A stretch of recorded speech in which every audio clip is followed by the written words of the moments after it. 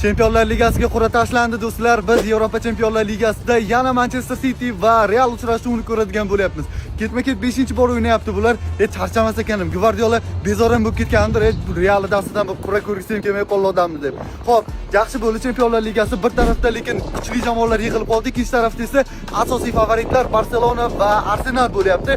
Men boshida aytdim, agar Arsenal va Barselona hech bo'lmaganda yarim final yoki finalgacha borishmasa, uyat bo'ladi. Qolgan jamoalarga hurmatni saqlagan holda aytaman, uyat bo'ladi.